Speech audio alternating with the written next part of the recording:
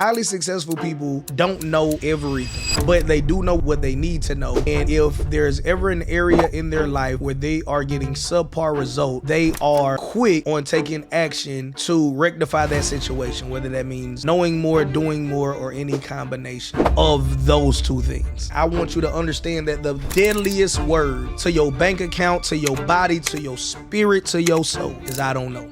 That's why becoming a lifelong learner is so important. Lots of times people associate lifelong learning as something bad, something terrible. When I first heard the concept of being a lifelong learner, I said, oh my goodness, man, I'm gonna be in school my entire life. That's gonna suck. I don't wanna be a student to the day that I die. And what I had to catch myself and realize was that my view on education was skewed by the Western philosophy of education. The Western philosophy, I'm gonna evaluate how smart you are by your ability to do things that you don't wanna do. There are 3 words that will keep you broke your entire life, yet most people throw them around so carelessly like they have little to no power. These 3 words are I don't know. What's up, is your favorite country cousin, JT. Welcome to another episode of the Income Autopilot Podcast, the show designed to teach you to stop working for money and enjoy life while money works for you. And what I want to talk to you guys about here is the debilitating power of I don't know. All right. What you don't know can and will hurt you. If you have medical or health problems and you never get checked up on, that could eventually erode your body and you can fall victim of a premature demise. I hope that doesn't happen to anybody, but that is a vivid illustration of the reality of you not knowing, not being an excuse for bad things happening to good people. So it is your job to know whatever it is that you need to know to get to the next level. Let's make it financial, because you guys know we're really big on financial literacy here on this podcast. So when I talk to a lot of people and I say, hey, why don't you have a business? I don't have any money. Why don't you have any money? Why don't earn a lot of money? Why don't you earn a lot of money? You guys can see where this is going. Ultimately, it comes down, after we ask enough whys, it ends with I don't know. I don't know. Right now, sometimes this I don't know is through aggravation. I ask too many questions. But lots of times this I don't know, whether it's through aggravation or not, is sincere. A miscalculation, a misjudgment of an otherwise very smart person. They just thought things would work out a certain way and it didn't. Understand this: highly successful people don't know everything, but they do know what they need to know. And if there's ever an area in their life where they are getting subpar results, they are quick on taking action to rectify that situation, whether that means knowing more, doing more, or any combination of those two things. All right. So that being said, I want you to understand that the deadliest words to your bank account, to your body, to your spirit, to your soul is I don't know. All right, so that's why becoming a lifelong learner is so important. Lots of times people associate lifelong learning as something bad, something terrible. When I first heard the concept of being a lifelong learner, I said, oh my goodness, man, I'm gonna be in school my entire life. That's gonna suck. I don't wanna be a student to the day that I die. And what I had to catch myself and realize was that my view on education was skewed by the Western philosophy of education. So the Western philosophy is I'm gonna evaluate how smart you are by your ability to do things that you don't want to do. Let's think about that. You went to school, there was a designated curriculum. Now, some things in those curriculum is much needed. Your ability to read, write, basic math, communicate, and interact with other humans. That's great, right?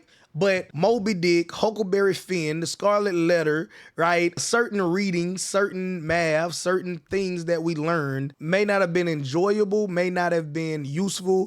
Case in point, I took a class at Mullins High School one year. That's one of the high schools I attended as I bounced around just a little bit as a youth. And this is in South Carolina. There was a gentleman by the name of Mr. Kitchen. He taught a class called Current Events. Terrible class, complete waste of an entire semester. Time of my life I would never get back, right? In this class, you would be given a newspaper and you would have to write down words. And if you couldn't read the words, you wouldn't get credit for those words. And you had to write so many words in an allotted amount of time, and that's how you would be graded, right? Not based off of your understanding of the words, not based off of the real world application of the words, just writing a bunch of work. Now, maybe once upon a time, somebody taught him in his defense, I don't know if this is true or not, that if you make somebody write down enough words, they'll learn something. But by the time it got to my generation, it's complete tomfoolery. So I stopped even caring about the class.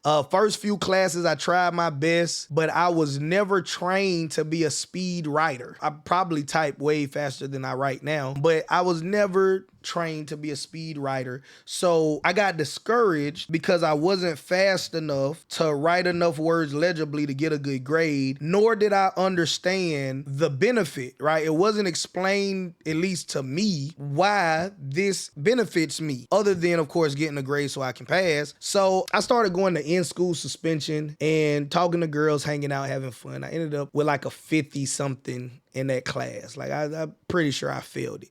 If I made a D, it was a mercy D from an old white man that felt sorry for a young black kid, right? It's not anything that I earned, right? And I'm transparent about that. But the reason why I share that story with you is because if your experience in high school, college, or whatever was this is something that I need to do to get to where I want to be in life, but I don't enjoy it, it's just a necessary evil. And then heaven forbid you went to college thinking that that was the means to a better end, and then you ended up with student loan debt and not the better end that you thought was promised. Now you like, man, this might be a whole nother trap. I might, do some more stuff I don't like and still end up where I don't want to be. All right. Understand this. When you hear successful people talk about being a lifelong learner, it is you deciding what interests you that also serves other people, and then you obsessing over that.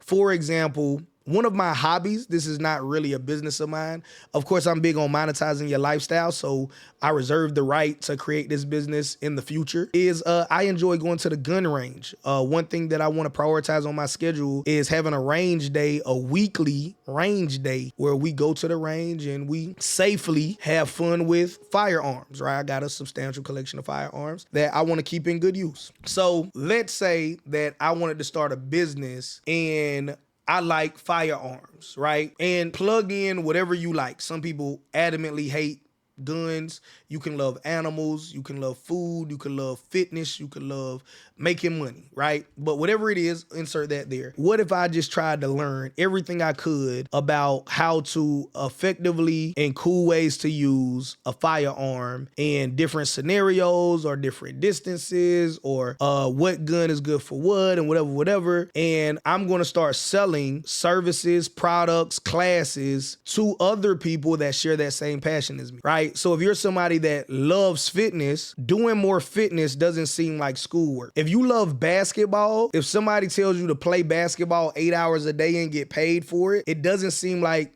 doing work. It's like, I can't believe you guys are going to pay me this amount of money just to play basketball, right? Can't believe you guys are going to pay me this much money just to work out. Can't believe that you guys are going to pay me this much money just to go shoot guns and talk about guns and stuff that I would do for free anyway. Can't believe you guys are going to pay me this much money to play video games online and just stream it, right? So being a lifelong learner, understand, tie that to doing something that you actually enjoy, but it also serves other people, believe it or not. All of these examples that we're naming do serve other people through escapism, education, or some other needed means, right, to serve them. So I want you to understand that I don't know is lethal. It's fatal. Stay away from it. If you're not where you want to be in life, I want you to have the boldness, the self-awareness to write it down in your phone or on a sheet of paper if you're old school like me.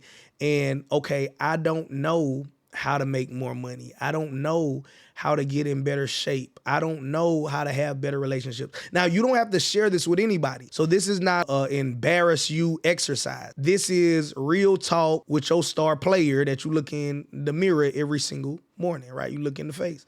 All right. And you have to identify, okay, I don't know. And now you ask yourself, is it worth knowing? Is it worth knowing how to make more money? Is it worth knowing how to get in better shape? Is it worth knowing, right? If it's going to cost money, if it's going to be painful, right? Is it going to take a while? It doesn't really, because there's certain things that it'll be nice, right? If I had, $1 billion, but Do I really want to work and do what a billionaire does? Right? Somebody else might say it'll be nice to have 12-pack abs, but do I really want to eat and work out like the person that has 12-pack abs every single day? It'll be nice to have, a great relationship, but do I even want to be responsible for another person's feelings right now? Right? Or do I just want to, really get myself together on an individual level? Right? If it's something that would just be nice, we're not talking about that, right? We're talking about if it's gonna cost you some time, energy, money, right? Is it worth it? If the answer is yes, then you can't stay at I don't know. You gotta start going down the rabbit hole. Who's the most qualified person to teach you about money? Who's the most qualified person to teach you about health? Who's the most qualified person to teach you about relationships? You have to seek out that man or woman. With the power of social media, you can research so many people so quickly that this is, not even as taxing as it sounds. Right? Literally, it's easier said, or was easier done than said. All right. That being said, I would humbly encourage you to never dwell on the I don't know. All right. And I also want to let you guys know, if you're a business owner out there and you are making 6 figures and you're trying to go to 7 figures, I have a program designed for you all. You could text me at 833-221-9994. Just give me a detailed text message whenever you can about your unique situation, and I would love to help you, map out a plan. And if any services we offer can help you go from 6 to 7 figures, I would love to do that for you, right? 2017, I was broke and homeless. 2019, I made my first $1 million. If you're somebody that's in a startup situation, my company does offer those services that I own. I do understand there's more people that are sub 6 figures than there are people at 6 trying to go to 7. So I partner with and I hired some of the best people in the industry to help those people that are not quite at 6 figures yet. And you can text me as well at 833-221-9994. But I want you to commit to killing the 3 most lethal words in your vocabulary today. Those words are, I don't know. I'm your favorite country cousin, JT. This has been a quick and easy podcast, a quick and easy episode of the Income Autopilot podcast. Be sure to follow us on all social media. Get our YouTube subscribers up, our YouTube views up on all of the streaming networks. Be sure to show us love as well. Also, don't forget our website is my name, JonathanMcCray.com, JonathanMcCray.com. I'll spell it one more time, JonathanMcCray,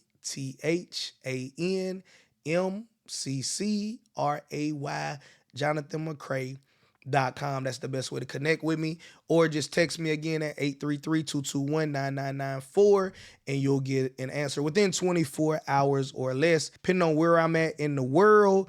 And I look forward to helping you reach your financial goals. I'm your favorite country cousin, JT. See you in the next one.